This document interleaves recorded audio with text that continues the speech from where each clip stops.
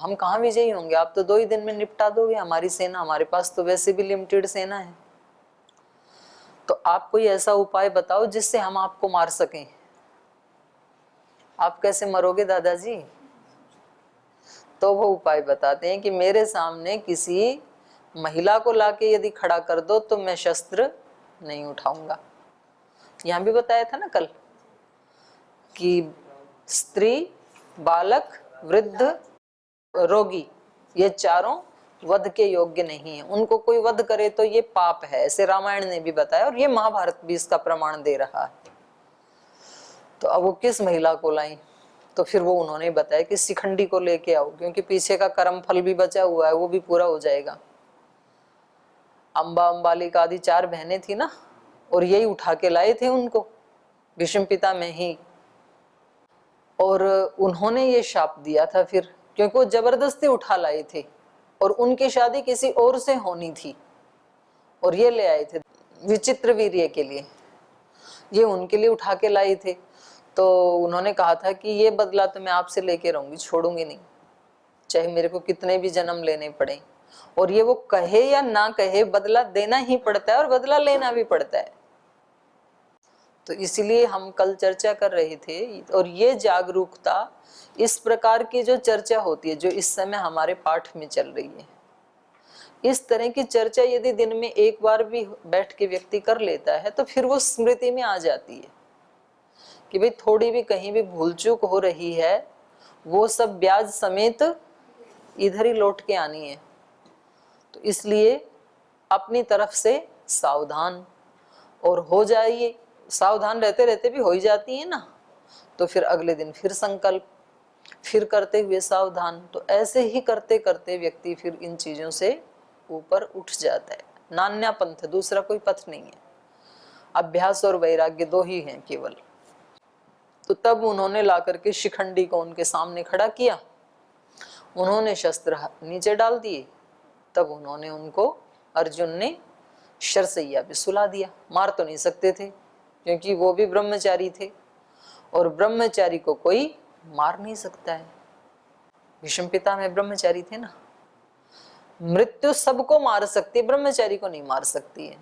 ये तो उपनिषदों में भी आता है, जो सृष्टि रचना है ना उपनिषदों की, तो वहां पर ब्रह्मा ने सारी सृष्टि बनाई और बनाते बनाते गाय, हाथी, घोड़ा सब बनाए, फिर लास्ट में ब्रह्मचारी को बनाया। तो वो उनको बड़ा सुंदर लगा, बड़ा प्यारा लगा, ये क्रिएशन सबसे स्पेशल है। तो उसको छिपा लिया उन्होंने। तो मृत्यु सामने ही खड़ी थी। मृत्यु कह रही थी जितना भी क्रिएशन कर रहे हो इन सब में मेरा भी भाग होना चाहिए, मेरा हक भी होना चाहिए। तो उन्होंने कहा ठीक है, एक सीमित समय के बाद आप इन सबको मार देना।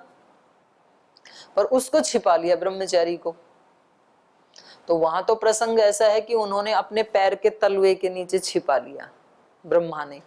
तो मृत्यु उसके चारों तरफ चक्कर लगा रही कि यहाँ कुछ तो है, मरण धर्मा, आपने क्या छिपाया है बोलो।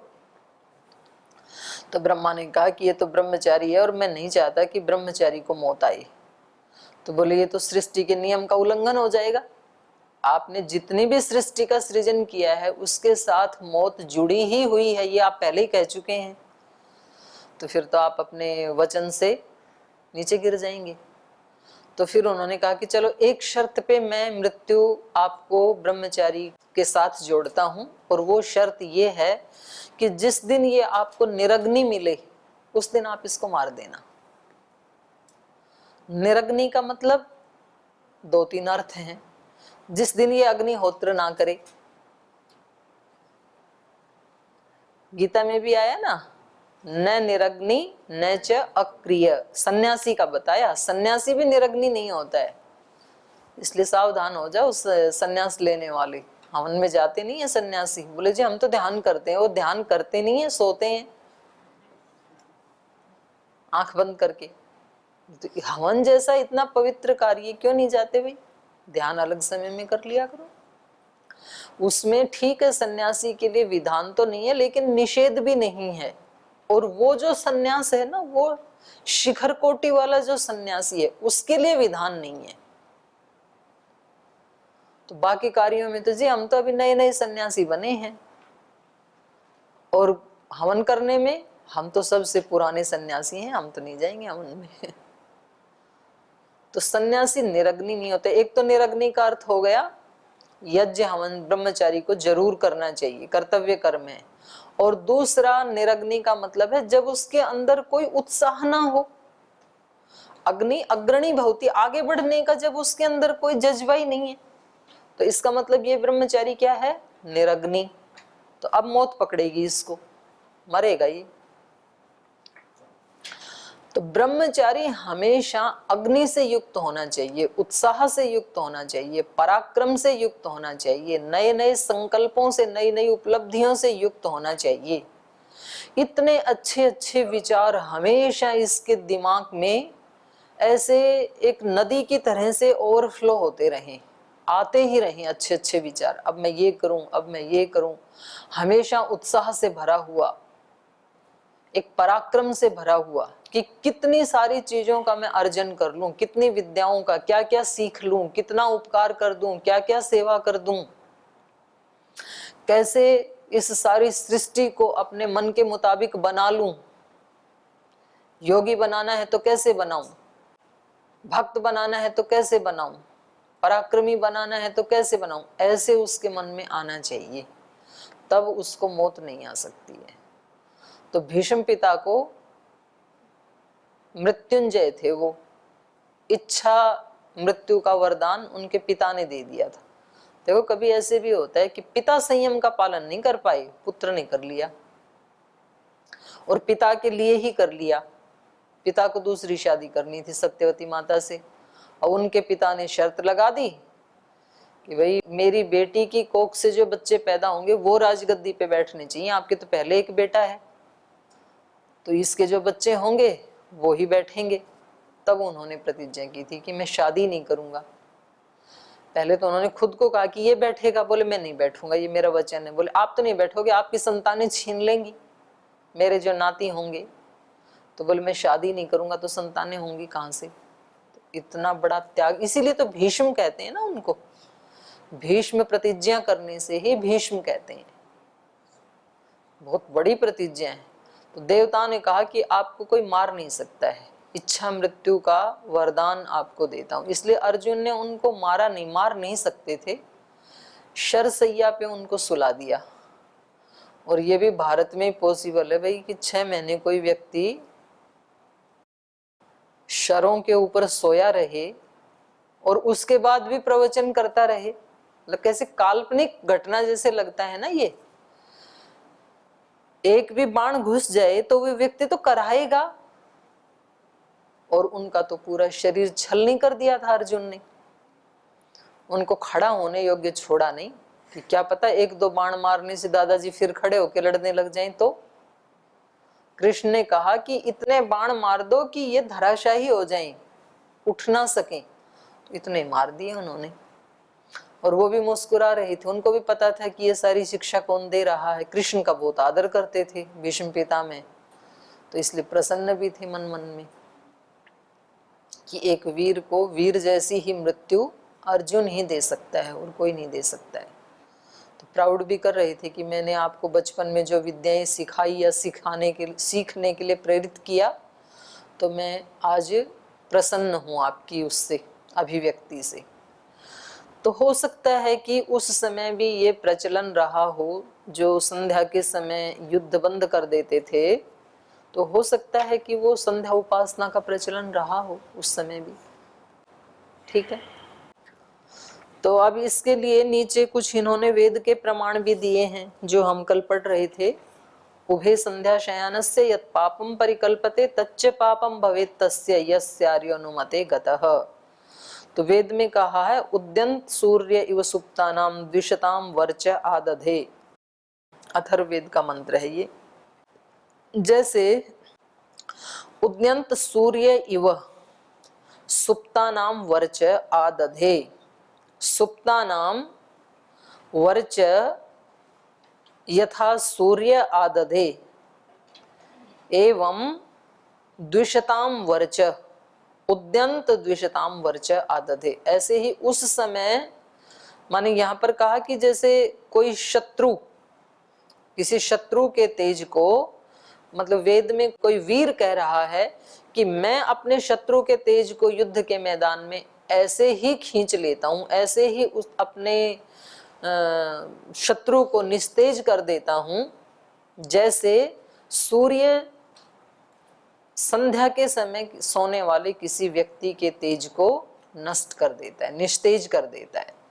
माने संध्या के समय अगर कोई व्यक्ति सो रहा है तो सूर्य वैसे तो सबको तेज देता है, लेकिन इस सोने वाले का तेज वो हर लेता है। अब ये वेद का वचन है, अब इसके ऊपर रिसर्च करनी पड़ेगी। पहले सुलाना पड़ेगा किसी ब्रह्मचारी को संध्या के समय, और फिर उसका वो मापना पड़ेगा मशीनों से कि ये पहले इसका तेज कितना था, और संध्या काल में जब ये सोया रहा तो उसके बाद तेज घटा कि बढ़ा। क्योंकि हमारे सारे के सारे मंत्र क्या हैं, रिसर्च के विषय हैं। उन्होंने तो खोज की ना, ऋषियों ने। तो मंत्र शब्द का अर्थ क्या है? मननाथ, तो ये तो निरुक्ति हो गई उसकी। मंत्र शब्द किस धातु से बनता है? मातृगुप्त परिभाषणे, गुप्त परिभाषण है ये। एक तो भाषण है, जैसे मैं बोल रही हूं आप सुन रहे हैं, तो जो सबको सुनाई दे, कोई एक व्यक्ति बोले और सबको सुनाई दे, उसको तो क्या कहते हैं? भाषण। और जो बोल रहा है उसको सुनाई दे, और जिसके लिए बोल रहा है केवल उसको सुनाई दे और बाकी किसी को सुनाई ना दे, उसको क्या कहेंगे? गुप्त भाषण। तो वो कान में कहा जाता है ना, किसी के कान में बोला जाता है, तो बोलते हैं भैया क्या गुप्त मंत्रणा कर रहे हैं। मंत्रणा मतलब गुप्त भाषण, उसी से तो मंत्र बना ना। तो ये जो मंत्र हैं ये परमात्मा और ऋषि, इन दो के अलावा और किसी को पता नहीं चलता है परमात्मा ने क्या ज्ञान दिया इस ऋषि को। या तो ऋषि जानता है सुनने वाला, या तो परमात्मा जानता है जिसने वो ज्ञान दिया है, बाकी किसी को नहीं पता लगेगा। वो वहां बैठे रहे तो भी पता नहीं लगेगा। और ऋषि कौन है? जिसने अपने सारे दोषों को नष्ट किया है।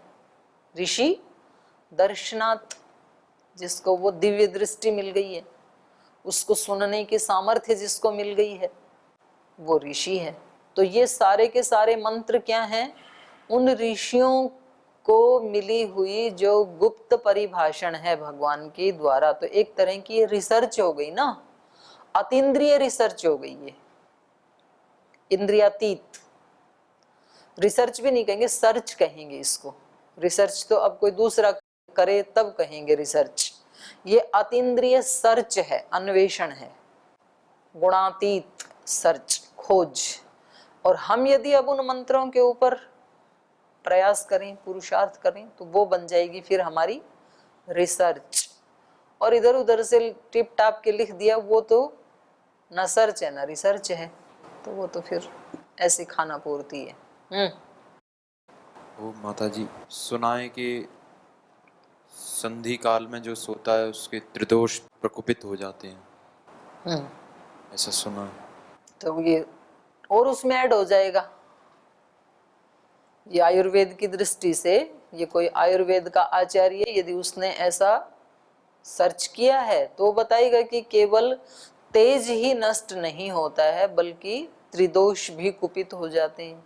तो ये एक अगला नुकसान और ऐड हो गया, तो मतलब नहीं सोना चाहिए।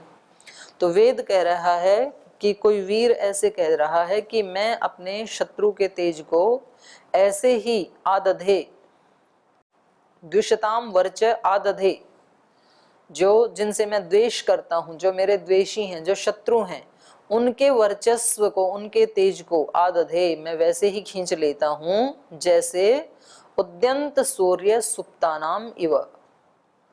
उदय होते हुए या अस्त होते हुए संधि वेला में, यहाँ तो उदय होता हुआ है, अस्त होता हुआ नहीं है वेद मंत्र में। तो जैसे उदित होता हुआ सूर्य सुप्तानाम वर्च आदधे, सोने वालों का वर्चस्व तेज खींच लेता है।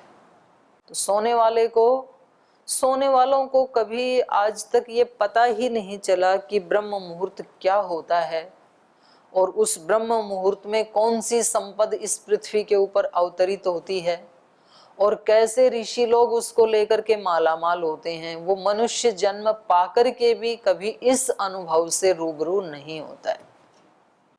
इस संपत्ति का अनुभूति तो वही व्यक्ति कर सकता है जो ब्रह्म मुहूर्त में उठेगा।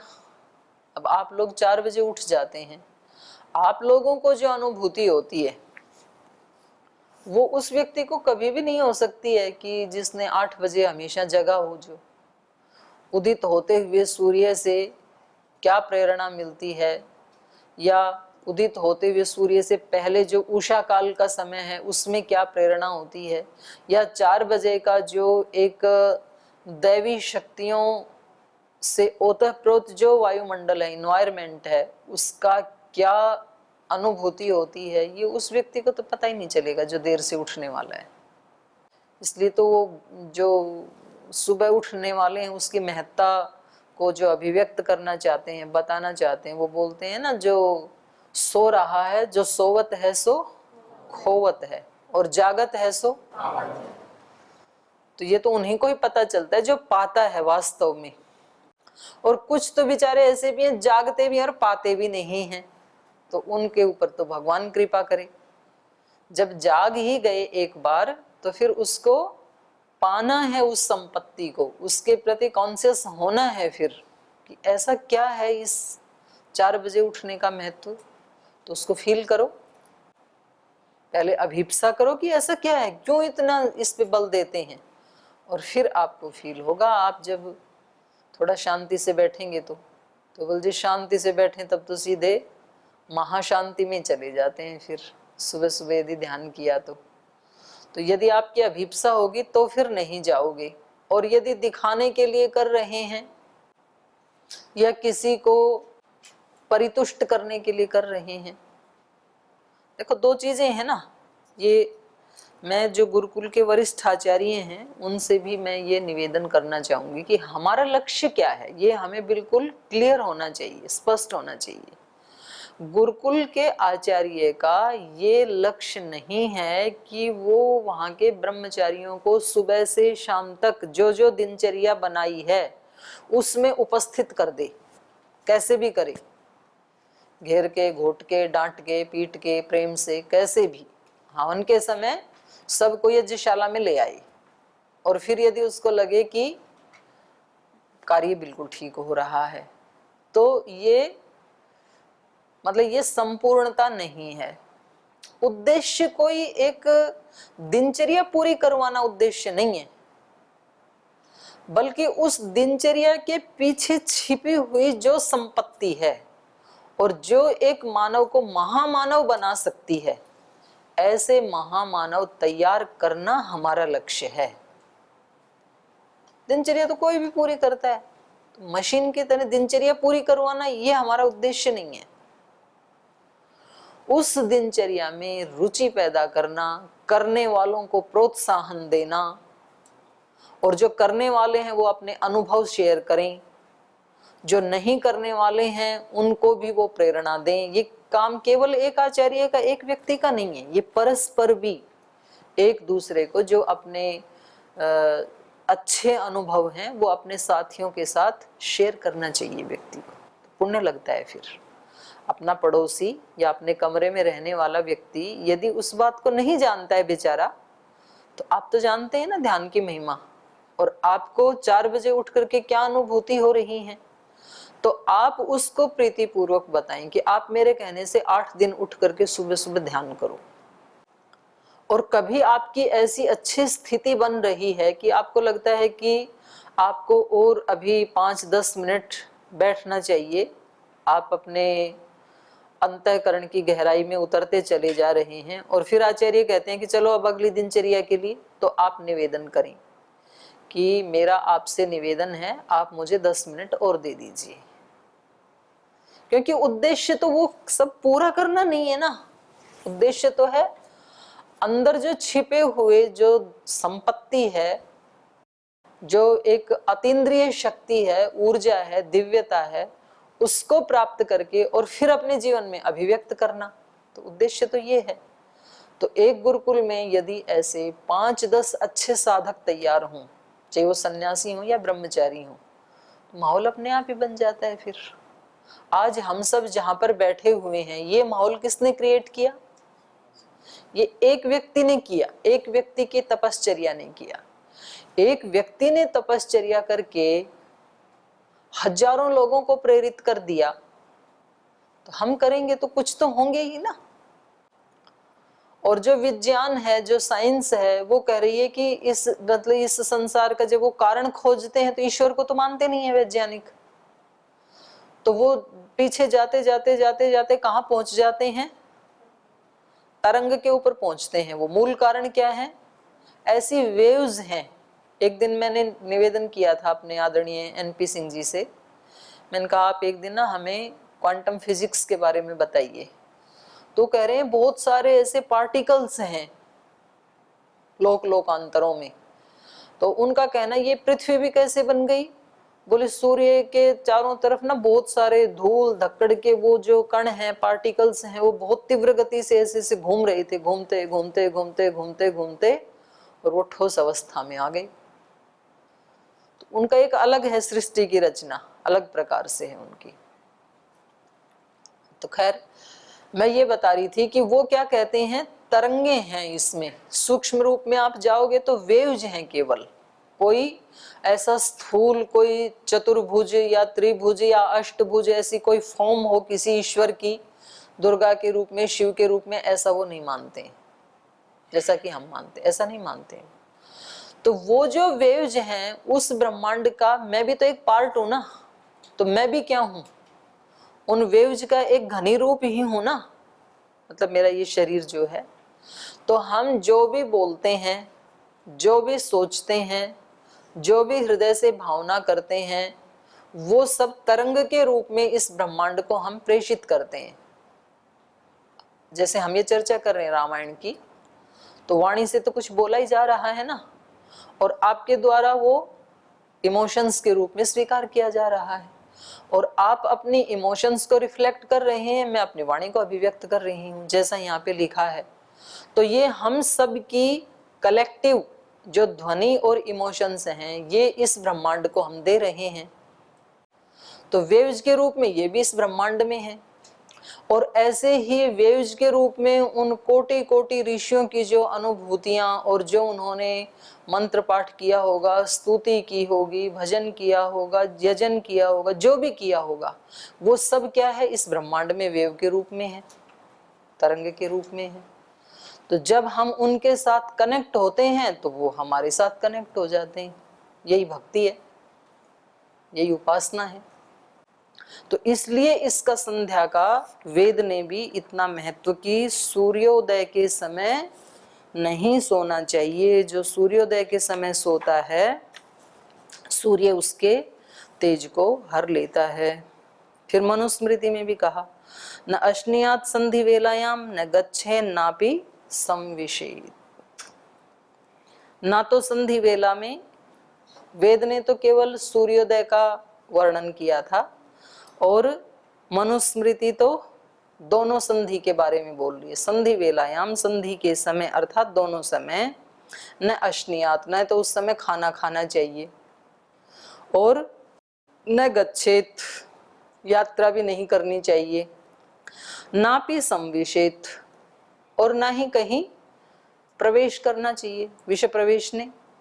तो इन्होंने तो इसका अर्थ किया है शयन नहीं करना चाहिए, न संविशेत, निद्रा में भी प्रवेश नहीं करना चाहिए। तो संधि वेला में ये कार्य नहीं करने चाहिए, ये मनुस्मृति में भी कहा। तो करना क्या चाहिए फिर, एक ही बात, एक ही काम बच गया, उपासना करनी चाहिए, भगवान जी के साथ जुड़ना चाहिए।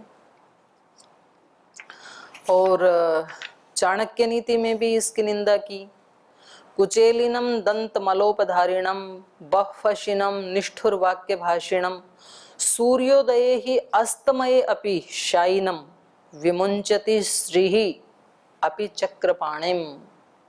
तो ऊपर की जो लाइनें हैं, जो कुचेलिनम गंदे वस्त्र पहनने वाला, दंत मलोपधारिणम दांतों के ऊपर मल को धारण करने वाला, माने ब्रश आदि नहीं करता है, बह्वाशिनम बहुत ज्यादा खाने वाला, निष्ठुर वाक्य भाषिणम कठोर बोलने वाला, सूर्योदय ही अस्तमय अपि सूर्योदय और सूर्य अस्त के समय, शायिनम सोने वाला, श्री ही विमुंचति उसको श्री छोड़ देती है, लक्ष्मी, श्री, कांति, यश, कीर्ति, ये उस व्यक्ति को छोड़ देते हैं।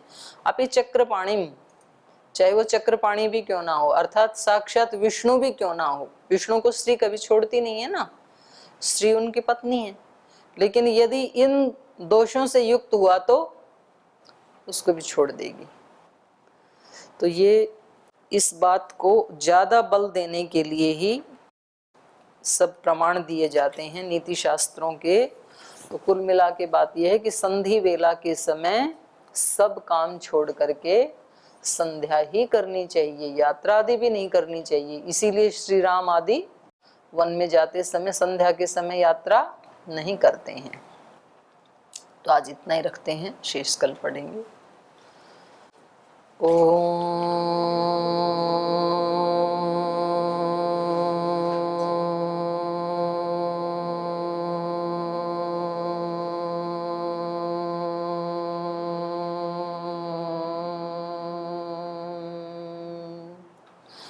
शांति शांति शांति।